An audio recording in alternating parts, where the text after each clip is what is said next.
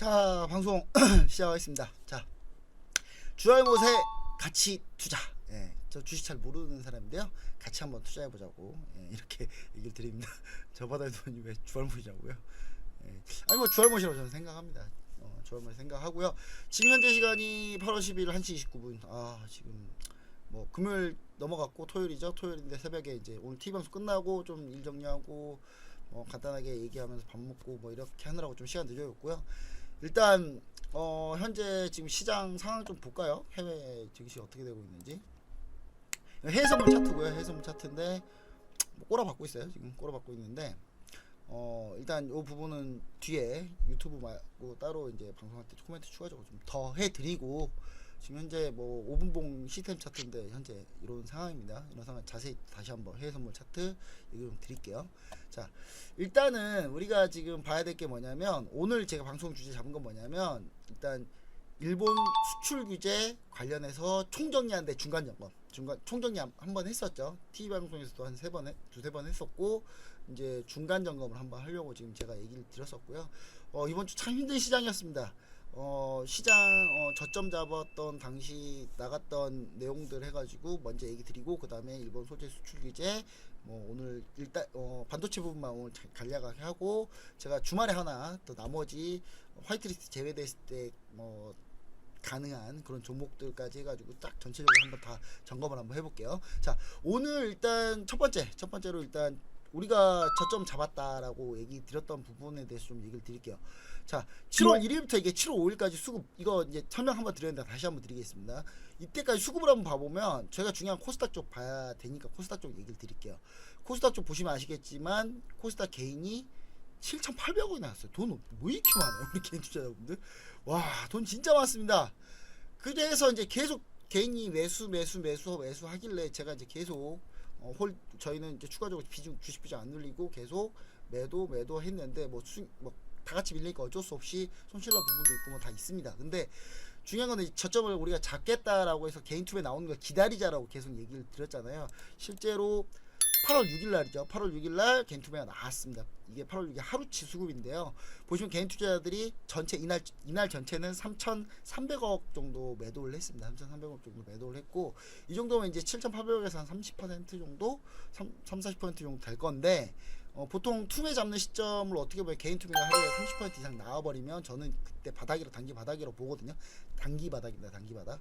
근데 오늘 이제 지금 금요일 넘어갔죠. 금요일 넘어갔는데 오늘 보면은 개인 투자 또 사고 있어요. 이러면 이제 불안해서 저희 제가 계속 지금 현재 코스닥 150 레버리지 끌고 가는 거 계속 못 끌고 갈 것 같아요. 그래서 지금 이게 8월 6일날 제가 오전 9시 14분에 개인이 한 2천억 정도 털었었거든요. 그때 이제 제가 지수 방어 관련해서 이제 단기 바닥 나왔다고, 현재 투매 나왔다고 봐야 되겠네요 하고, 제가 추천 한번 얘기 드렸던 게 코덱스 코스닥 150 레버리지 ETF 코드 번호까지 친절하게 제가 얘기 드렸었죠.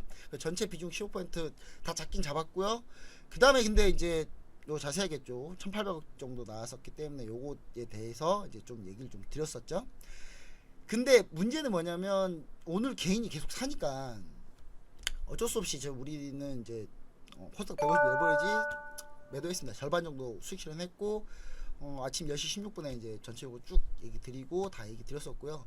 중요한 사실은 우리가 수익 실현하는 부분에 대해서 좀 얘기를 드리려고 하는 건 뭐냐면, 한 7-8% 정도 수익 났어요. 근데 중요한 건 여기서 우리가 개인 투자 계속 사는데 우리가 계속 이걸 홀딩하기 쉽지는 않다. 단기 바닥이 나온 거지 추가로 흔들릴 수 있다. 실제 지금 미국장 보면 좋지 않잖아요, 지금 현재. 그래서 우리가 절반 턴게 어느 정도 좀 잘 한 게 아닌가, 저는 약간 이런 생각도 좀 듭니다. 자, 바로 일본 소재 수출 규제 관련해서 좀 얘기를 좀 해볼게요. 자, 일본 소재 수출 규제 왜 시작됐냐, 다시 한번 얘기 드리지만, 우리 강제징용 문제, 위안부 문제, 일본 사과 받은 적 없고요. 주땡땡 뭐 개소리 하는데 뭐 그분은 뭐 일본 가서 살면 되고. 일단 이건 인권 문제입니다. 전쟁 범죄와 인권 문제는 타협이 안 돼요. 이걸 타협하는 순간 역사는 다시 계속 반복되거든요. 역사에서 교훈 못 얻으면 결국 반복됩니다. 그러면 결론적으로 좀 얘기 드리자면, 이건 일본이 사과해야 맞아요.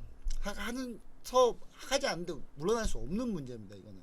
그래서 일본이 뭐 이 관련해서 이제 보복으로 수출 규제를 진행을 했고 7월 1일날 얘기했고 7월 4일날 이제 반도체 먼저 상계 품목부터 시작을 했는데 그 부분에 대해서 먼저 중간 점검 해드리고 그 다음에 바로 화이트리스트 제외돼서 이제 앞으로 제외될 만한 것들에 대해서 쭉 한번 얘기를 한번 드려보도록 하겠습니다. 일단 맨 먼저 폴리이미드 한번 볼게요. 폴리이미드 이렇게 생겼어요. 폴리이미드 이렇게 생겼는데 문제는 뭐냐면 이제 폴리이미드 같은 경우는 OLED용 패널 제조에 쓰이는데 주로 폴더블 롤러블 디스플레이에 적용이 됩니다. 폴더블 접히는 거 롤러블 디스플레이면 이제 TV 중에 이렇게 휘어지는 거 있잖아요. 휘어지는 거 LG에서 엄청 큰 거 막 접히는 것도 나왔더라고요. 근데 중요한 사실은 이게 이제 일본의 의존도가 약 84.5%, 스미토모아가 500호산 이렇게서 이제 주로 나오는데 피해 기업이 LG전자, 삼성전자입니다. 근데 이건 대체가 가능하냐?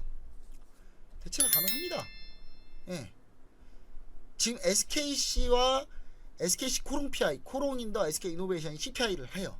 그리고 SKC 코롱 PI는 이거는 지금 이쪽은 현재 중국 쪽에서 납품을 하고 있습니다. 근데 이쪽은 솔직히 폴리미드는 전 별로 영향이 없다고 보는 게 뭐냐면 삼성전자가 중요하죠. 삼성전자 중요하고 LG전자 중요한데 삼성전자 폴더블 방향 바꿨어요. 필름 안 쓰려고 방향 바꾸고 있습니다. 지금 어떤 종목을 보고 있냐면 제가 끝에 요거는 지난번 TV에서 한 요 종목을 설명 안 드렸어요. 억지로 안 드린 거예요. 억지로 안 드렸는데 UTI 이제 이녹스 첨단 소재 금호석유는 PSPI 필름인 거고요. UTI 싱글라스 유리 삼성전자 유리 쪽으로 돌렸습니다. 이미 얇은 유리 여기가 내구성 훨씬 좋고 필름 자국 안 남고 이런 것 때문에 이쪽을 삼성이 이미 돌렸기 때문에 배달 규제에 아무 소용 없어요. 저는 그래서 이쪽은 피해가 거의 없다. 저 이렇게 좀 보고 있고 전체적으로 전략상으로 크게 문제가 없다. 그리고 저희는 이거 보복도 저희도 또 역보복도 가능해요. 근데 우리나라 굳이 일본하고 똑같이 놓을 필요는 없으니까 솔직히 삼성전자, LG전자가 디스플레이 OLED 안 만들면 그러니까 만들어도 일본에 수출 안 하면 일본 소니, 파나소닉 문 닫아야 돼요. 예. 근데 우리가 현명하게 하자고요. 현명하게. 일본은 소재 못 팔아서 우리는 대체 국산을 하고 OLED 일본한테 팔아 먹자고요. 우리는. 약간 저는 이렇게 좀 생각을 해보고 있습니다.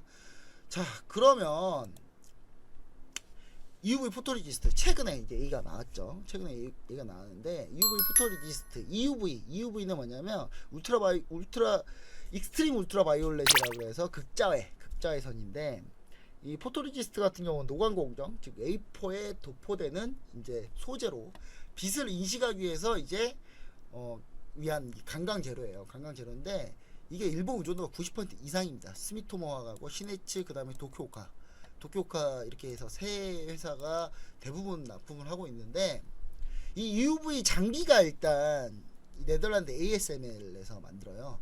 이 네덜란드 ASML이라고 반도체 장비 전 세계 글로벌 탑이거든요. 근데 지금 이제 요거는 이제 어떻게 해결하고 있고 어떤 삼성전자가 어떤 의도인지는 제가 좀 이따 얘기 드리겠습니다. 자, 피해 기업은 삼성전자, SK하이닉스, 그다음에 후공정 반도체 협력사가 피해 기업입니다. 근데 중요한 건 EUV 공정은 메모리 반도체엔 영향을 주지 않아요. 메모리 뭡니까? 낸드와 낸드 디램이거든요. 근데 이게 사실 아르곤하고 브라크립톤 같은 경우는 영향을 주는데 이건 대체 다 가능하고요. EUV용 포토리지스트 같은 경우는 파운드리 비메모리 반도체에 쓰여요. 비메모리 반도체에 쓰이기 때문에 이 부분은 삼성전자를 직접 타겟으로 잡았다. 삼성전자가 메모리 반도체에 현재 캐시카우지만 앞으로 비메모리 반도체에 엄청나게 투자를 이쪽에서 많이 밀리겠다라고 요즘 많이 얘기를 하고 있잖아요. 실제 투자는 143조 해봐야 안 늘겠지만 삼성전자 맨날 좀 엄청나게 투자한다 해놓고 뭐 다 한 적 많이 없습니다. 아니 물론 그래도 삼성전자 뭐 어느 투자해요. 반도체 같은 경우는 국내에서 생산하는 게 상당히 중요합니다. 왜냐면 기술 보안 때문에도 상당히 중요하기 때문에. 근데 이제 일본 같은 경우가 이걸 수출 안 하면서 삼성전자가 이것도 재고가 많이 없는 상태예요. 적시 생산 공정에 들어가 있기 때문에. 근데 그러면서 이제 삼성전자 지금 당장은 삼성전자에 엄청난 문제를 일으키진 않습니다. 이 부분이. 왜냐하면 삼성전자는 메모리 반도체 주력이기 때문에 메모리 반도체 SK하이닉스 삼성전자가 메모리 반도체 쪽 특히 D램 쪽은 점유율이 70%를 넘어가요. 전 세계에서. 그리고 낸드는 두 개 합치면 40 몇 퍼센트 정도 될 거예요 아마. 근데 이제 낸드는 그냥 들어가는 것도 아니에요. 그냥 들어가는 것도 아니고 낸드에 포함된 SSD를 추가로 들어가야 되는데 요것도 한 삼성전자 SK하이닉스 한 40% 좀 넘어가는 현재 비중을 가지고 있습니다. 그래서 물론 적지 않은 비중인데 이 부분에 대해서 삼성전자나 SK하이닉스는 피해는 없습니다.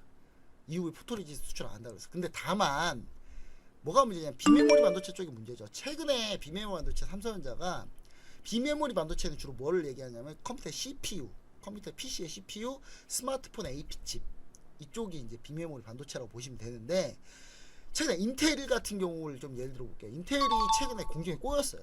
공정에 완전 꼬여가지고 지금 수급이 원활하지가 않습니다. 최근에 PC가 엄청 비쌀 거예요.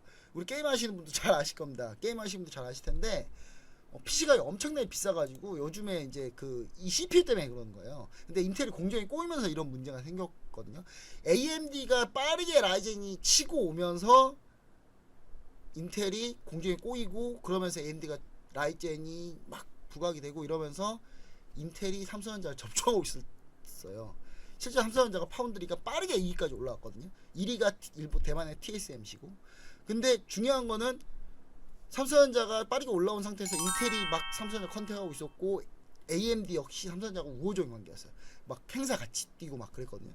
근데 그러면서 AMD도 삼성전자 파운드리 쪽을 의존하려고 했었고, 그다음 엔비디아도 삼성전자 파운드리 쪽을 컨택하고 있었습니다. 이거는 이제 혹시 자녀분들 계시잖아요. 자녀분들 계시면 게임 하시면 물어보면 돼요. 자녀분들한테 요즘 PC 비싸가지고 PC 쉽지 않습니다. 아들이 컴퓨터 맞추려고 하다가 비싸다고요? 게임 못하게 하세요.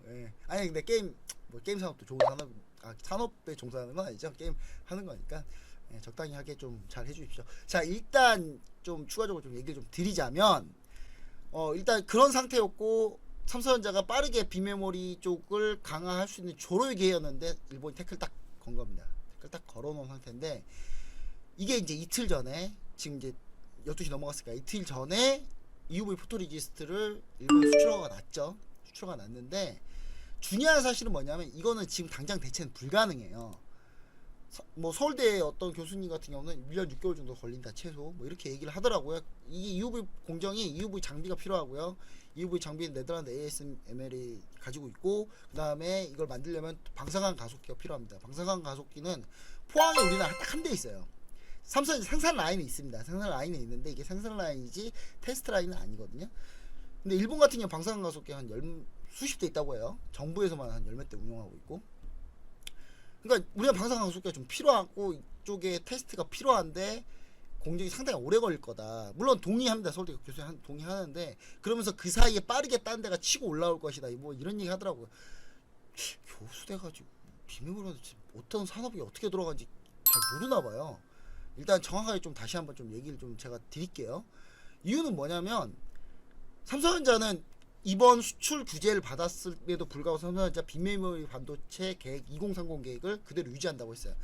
이유가 있었는데, 저는 이제 삼성전자 쪽이랑 이쪽이랑 이제 내부 쪽 이제 커뮤니케이션 하고 막 그러면서 좀 얘기를 많이 들었는데, 네덜란드 ASML이 일단 일본에서 EUV 포토리지 수입해가지고 삼성에 넘기는 방법 첫 번째가 있고요. 이거는 근데 비용이 좀 많이 들겠죠. 네덜란드 왔다 갔다 해야 되니까. 두 번째는 뭐냐면 도쿄오카가 송도에 공장이 있어요. 송도에 공장이 있는데 이 공장 EUV 포토리지스트 공정이 있는 공장이에요. 이쪽을 도쿄오카가 증설하려고 했어요. 그러니까 삼성전자는 충분히 해결 가능할 수도 있겠다 라는 생각을 했던 것 같아요. 그래서 삼성전자가 어느 정도 자신감을 좀 보여서 2030개 그대로 갔었고, 그 상황에서 일본 기업들이 요즘 어떤 생각하고 있냐면, 일본 소재 기업 피해가 어마어마하거든요. 이게 지금 일본 소재 기업 이미 이렇게 나왔어요. 일본 소재 기업 중에 뭐 웨이퍼 기업들 같은 경우는 아예 기업 해체해서 한국에다 법인 세우겠다고 하고 있어요. 그 정도로. 그러니까 삼성전자가 딱 봤을 때 일본 소재 기업들의 반응을 봤을 때 이거 가능하겠다라고 본 거예요. 그러니까 일본 정부도 어떻게 나왔냐면, 해체해서 만약에 가 그럼 우리 특허권 소송 걸 거야 라고 했는데, 그래도 갈 가능성이 높기 때문에 일본이 EUV 포토리지스트 공정은 어느 정도 좀 포기를 한 것 같아요. 살짝 수출 허가 좀 내주고 괴롭히는 정도로만 하려고 하는 것 같거든요. 제가 봤을 때는. 그러니까 이런 식으로 좀 해결이 좀 어느 정도 가능한 상황에 있지 않나. 근데 중요한 사실 또 하나가 있습니다. 뭐냐면 EUV 포토리지스트 공정, EUV 쪽 이제 하이테크 파운드리 공정에서 문제는 뭐냐면 EUV 포토리지스트가 있다고 해서 이게 나오진 않습니다. 또 EUV용 블랭크 마스크도 필요하고 이게 공정도를 좀 제가 설명을 다 해주면 좋은데 중요한 건 이게 여러분들이 주식 투자하려고 하는 거지 이걸 하려고 하는 거 아니지 않습니까? 그래서 제가 자세히 설명을 하루 내내 걸릴 것 같아요. 그래서 제가 봤을 때는 이 부분에 같은 경우는 다른 걸 막아서 괴롭힐 수도 있어요. 근데 중요한 이 부분은 완벽하게 괴롭히진 못하겠다는 생각을 좀 하고 있는 것 같습니다. 제가 봤을 때는. 그래서 이제 삼성전자 같은 경우는 이게 생산 차질이 생겼을 경우 어떤 문제가 있냐면 플래그십 스마트폰에 들어간 AP칩 엑시노스 같은 경우가 조금 문제가 생길 가능성이 있습니다. 생길 가능성이 있고요. 그 다음에 이제 요거 같은 경우는 지금 현재 그렇게 되면 삼성전자가 약 한 출하량 한 1000에서 2000만 대 정도가 약간 문제가 생길 가능성이 있다. 지금 갤럭시 노트 10 얘기가 나오고 있잖아요. 그러니까 이쪽 부분에 지금 당장 수급은 됐겠지만 앞으로 추가로 신제품가 나왔을 때가 조금 문제가 있지 않나, 하이테크 쪽. 그래서 근데 대체는 지금 당장 시간이 걸리고 불가능한데 포항에 그 방사능 테스트기를 지금 한참 테스팅하고 있다고 해요. 그래서 주 52시간 푼 게 뭐냐면 풀었던 이거 이 수출 규제 피해를 받는 거 주 52시간 풀었잖아요. 이유는 뭐냐면 그 방사능 가속기 한 대 있는 거 계속 테스팅해야 돼요. 그러니까 50시간 풀어준 거죠. 예. 잘한 거예요, 이거는. 예, 저는 이렇게 보고 있고요. 관련주들을 보자면은 경인양행, FST 그다음 동기세미캠이 있고 SNS텍이 있는데 블랭크 마스크 쪽이니까 제가 다음에 또 한번 설명을 다시 한번 드리겠습니다. 자, 이렇게 해서 EUV 포토리지스트까지 한번 알아봤고요. 자, 오늘 이거 마지막 불산 브라수 에칭가스인데 중요한 건 이제 주로 반도체 공정에서 이 불산 브로서가 엄청나게 중요합니다. 엄청나게 중요한 이유는 뭐냐면요. 통칭 이제 불산이라고 할게요. 통칭 이 불산 같은 경우는 불산을 기화시키면은 불화수소가 됩니다. 에칭가스가 되는 거죠. 이 끓는 점이 약간 한 기화점이 한 19.5도 정도 되거든요. 19.5도 정도 되는데 기화시키는 게 뭐 그렇게 어렵진 않아요. 근데 이게 왜 문제가 됐냐면 요거 이슈가 있었잖아요. 키움 주권에서 이 솔브레인 리포트 낼 때 애널리스트가 이런 얘기를 했어요. 이게 솔브레인은 불산 전문이지 불화수소 전문이 아니기 때문에 수혜주가 아닐 수 있다라는 얘기를 괜히 꺼내가지고 끓는 점이 기하점이 19.5도인데 일반 상황에서 조금만 뜨겁게 하면 기하 되거든요. 근데 그 애널리스트를 이해를 합니다, 저는. 그러니까 약간 차별이 된다라고 이렇게 얘기를 하려고 했던 것 같아요. 근데 이게 잘못 받아들여진 거죠. 그래서 이제 저도 이제 RA 생활을 해봤으니까 증권사 셀사이드에서 RA 생활을 해봤는데 빡셉니다. 엄청 뭐 열심히 공부하신 분이에요. 그 공정을 모를 리는 없어요. 근데 이제 좀 오해가 있었던 것 같은데 이것 때문에 지금 소송 걸고 난리 났습니다. 지금 소불에 그냥 급나게 해가지고. 예. 근데 뭐 바로 넘어가도록 할게요. 근데 이 불산 불화수소는 뭐 어떤 공정이 쓰냐면 반도체가 이 모든 반도체를 얘기해요. 메모리든 비메모리든 불산 불화수소는 무조건 들어갑니다. 반도체는 공정이 1단계에서 뭐 최고 500에서 1000까지도 있거든요. 그러니까 반도체 여기 보면 이 웨이퍼가 이제 하나씩 쭉 그 공정을 다 거쳐가지고 나오는 거예요. 근데 이 공정을 다 거쳐가지고 나와야 되는데 단 하나라도 문제가 있으면 이게 수율에 문제가 생겨요. 수율에 문제가 생긴다는 얘기는 뭐냐면 수율이 이제 불량이 아닌 비율 이렇게 생각하시면 되는데 잘못된 걸 쓰게 되면 불량률이 높아지고 그럼 비용이 올라간다는 거예요. 근데 이 반도체 같은 경우는 이 식각 공정, 에칭 공정, 그 다음 세정 공정 자체가 전체 한 10%? 불산 불화수 쓰는 게 한 10% 정도 되고 세정만 한 30% 정도 있어요. 불화수 안 쓰는 것까지 다 합치면. 근데 여기에 이제 일본이 90% 이상 고순도만이에요. 저순도 원래는 40 몇 %인데 다른 순도는 주로 OLED 반도체 쪽에 쓰이긴 합니다. 근데 그 우리나라에서 충분히 해결할 수 있는 문제고 메모리 반도체, 비메모리 반도체 쪽은 사실상 스텔라 모리타 쇼와덴코 이쪽에서 일본 기업에서 한 게 대부분 공정에 쓰이기 때문에 이 부분을 대체하기가 쉽지가 않습니다. 우리나라도 있고 중국도 있는데 이건 주로 이제 중저순도 쪽만 주로 하고 있고요. 고순도는 쉽게 생산하기가 좀 쉽지 않고 반도체 모든 공정 중에 예를 들어서 반도체 10공정, 11공정, 12공정 이게 쓰인다고 하면은 SK하이닉스, 삼성전자가 쓰는 이 11, 12공정, SK하이닉스는 뭐 11, 뭐 15, 20공정 왜 쓴다고 하면은 그 비율하고 이게 다 농도가 다 달라요. 그게 이 SK하이닉스, 삼성전자만의 노하우이기도 하고요.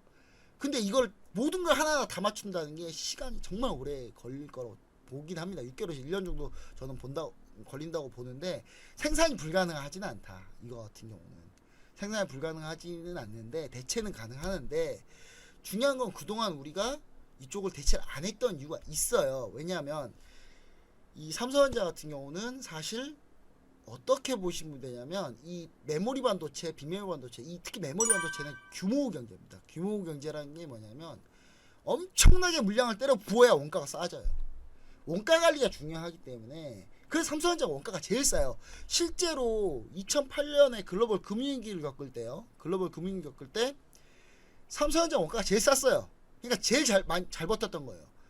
그래 치킨 게임이 그래서 가능한 거예요. 삼성전자 계속 찍어. 이 반도체 공장은 한 번 라인을 돌려버리면 24시간 365일 24시간 계속 나와요. 멈출 수가 없습니다. 중간에 멈췄다가 다시 돌리면 몇백억씩 깨져요. 그냥 돈이.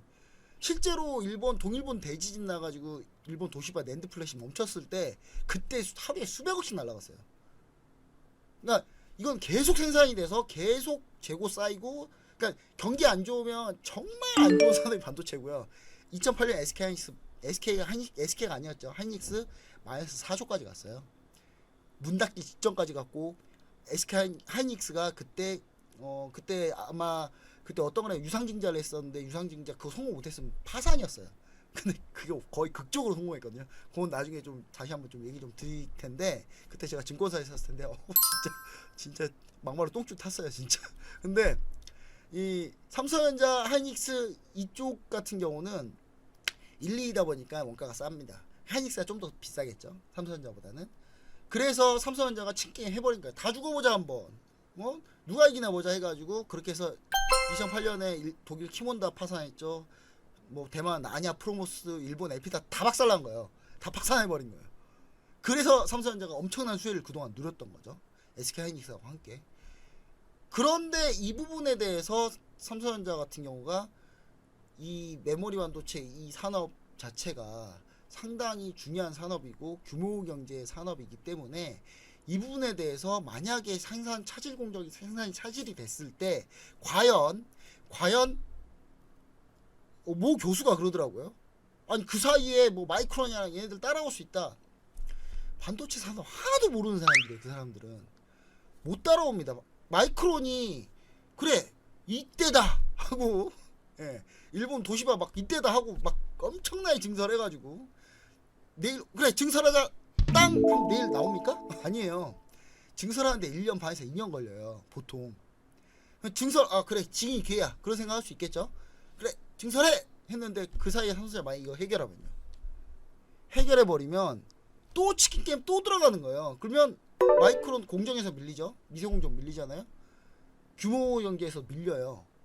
마이크론 거의 기업 운명을 걸어야 돼요. 증설을 막 엄청나게 하려면.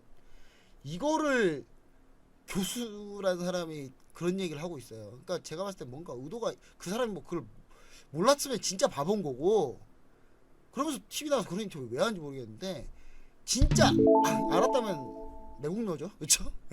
저는 제가 봤을 때 그렇습니다. 제가 봤을 때 그렇고 일단 그래서 이제 그 사이에 충분히 만들 수 있는 어느 정도 타임 테이블이 좀 돼 있다. 이렇게 좀 보시면 좋을 것 같고요.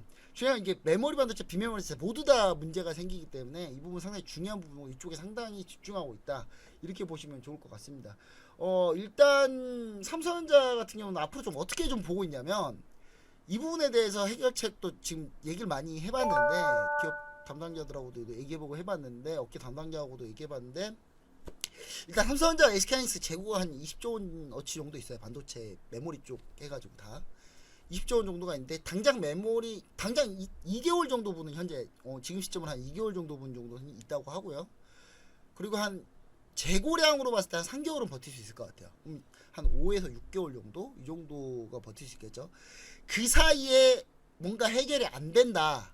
라고 하면은 테스팅하고 있는 최근에 테스트 뭐 후성 최근에 테스팅 뭐 나왔다 그래가지고 상한가 갔잖아요. 뭐 이거 한번 우려먹었던 재료인데 한번 그걸 우려먹 다시 우려먹고 상한가에 가더라고요.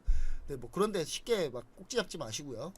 중요한 건 뭐냐면 요거를 1년 정도 요 5개월 지나버리면은 그 사이 그 뒤는 그럼 어떻게 하냐. 일단 순도가 안 올라와도 일단 불산 불화소를 쓸 것 같습니다. 중국에 이미 지금 얘기했다고 하고 국내에서 테스트한 걸 쓸 거예요. 씁니다. 써서 생산할 거예요.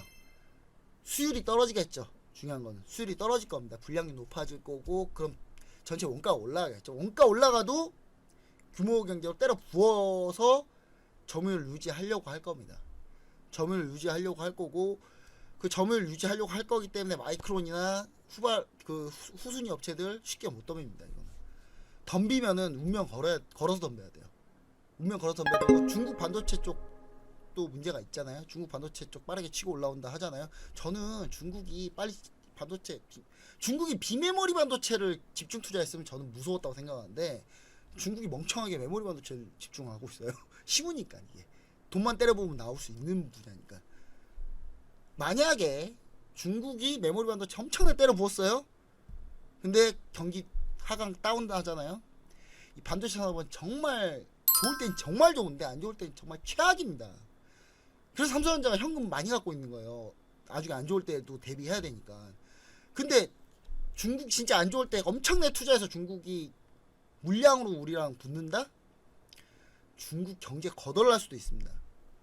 저는 이 메모리 반도체라는 산업이 엄청 무서운 산업이에요. 그러니까 이 산업을 정확하게 이해를 하면은 불산 불화소 어떻게 삼성전자가 해결할지 얘기를 들어봤을 때 어느 정도 좀 공감이 가는 부분이 좀 있었기 때문에 충분히 해결이 어느 정도 좀 가능하다. 너무 쫄 필요가 없을 것 같고요.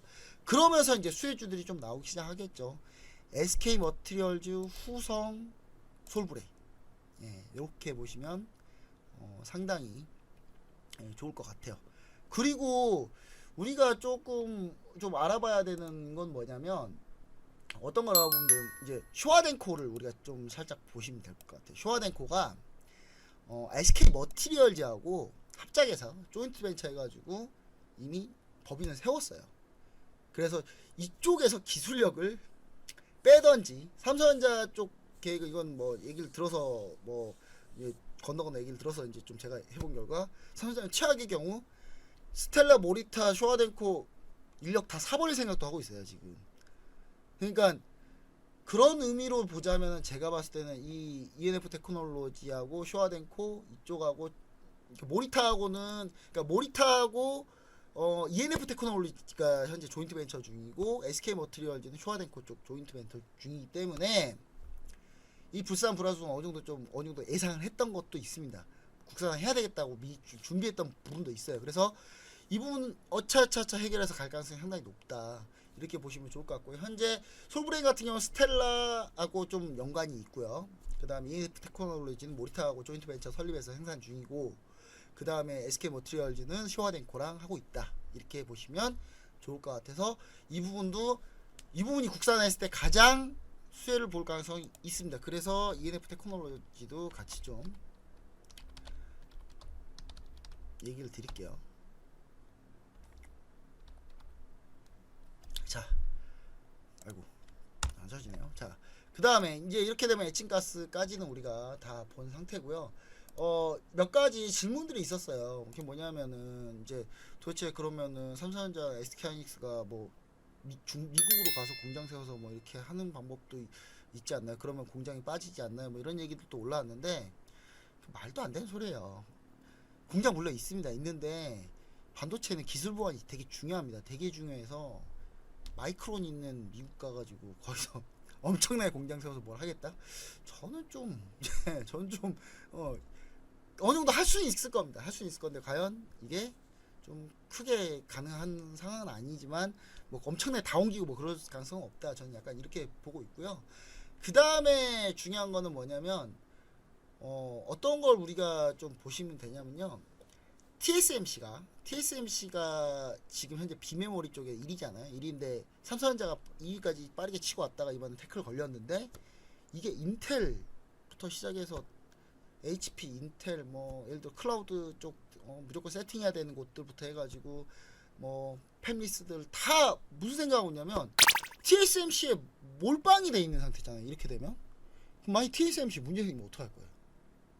그래서 일본을 엄청나게 원망하고 있습니다. 일본에 이거 좀만 더 시간이 지나잖아요. 일본 아마 엄청나게 원망을 당할 거예요. 감정적인 그런 피해도 당할 거고.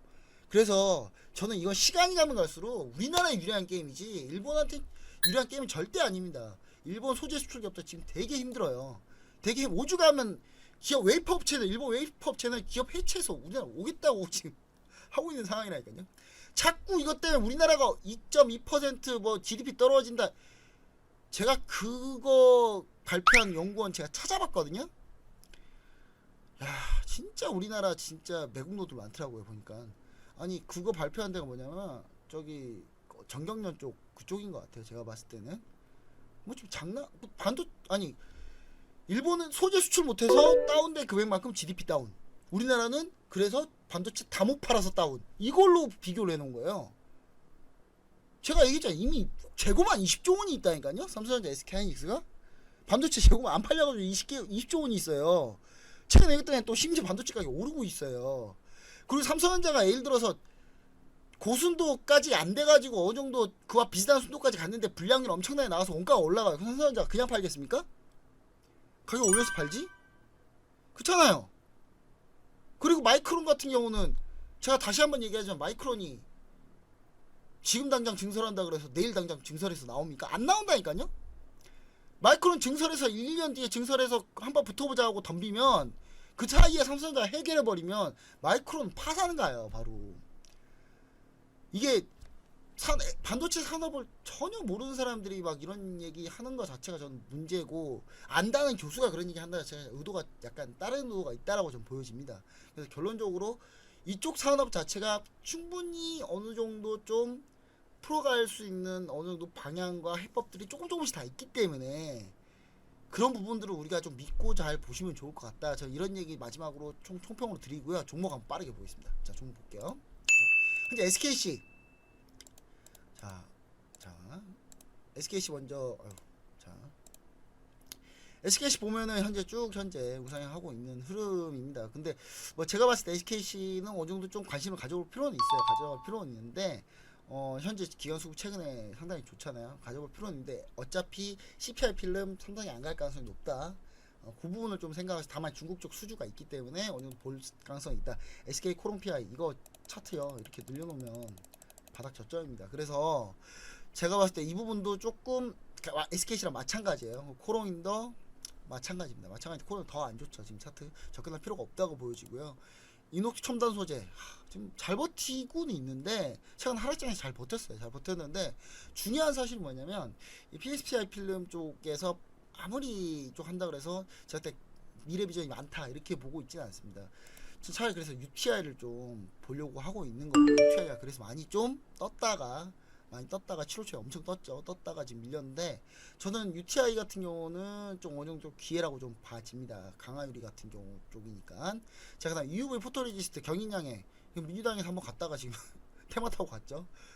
근데 어느 정도 좀 UV 포토레지스트는 국산화를 하긴 해야 되는 분야이기 때문에 분명히 상당히 수혜는 있을 수 있다라고 보여지는데, 저는 차라리 동지세미캠을 보는 게 차라리 낫다, 이렇게 좀 얘기를 드립니다.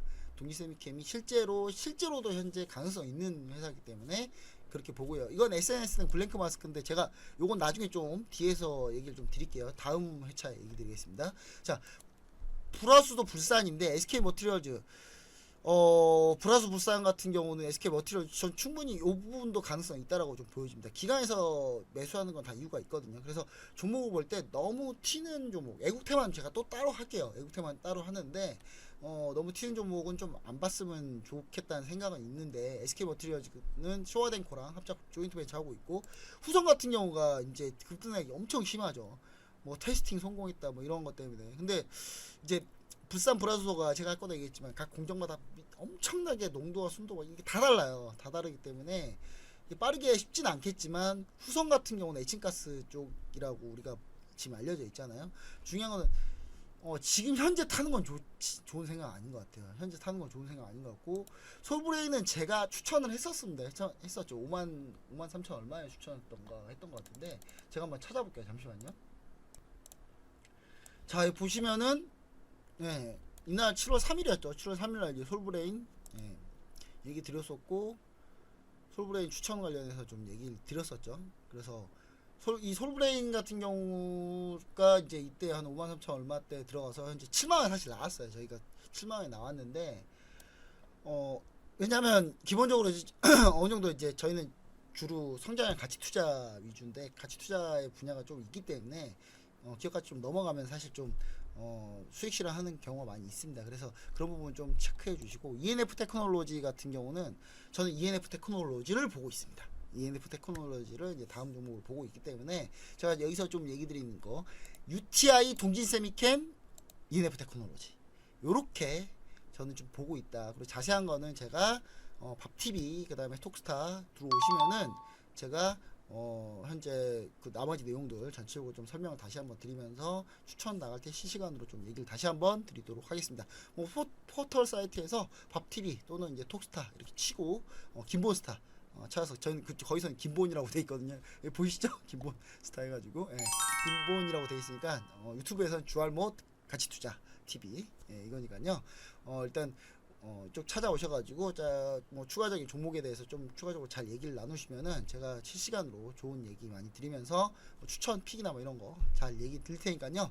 오늘은 여기까지 해서 끝내고, 다음 회차에서는 나머지 파이트리스 제외되면서 나머지 탄소섬유 공작기계 이거 전체적으로 한번 또 쭉 할게요. 쭉 할 거니까 그 부분 2회차 기다려 주시면 좋을 것 같습니다. 오늘 일본 수출 규제 중간 점검 총정리 1탄 이렇게 해서 마치도록 하겠습니다. 감사합니다.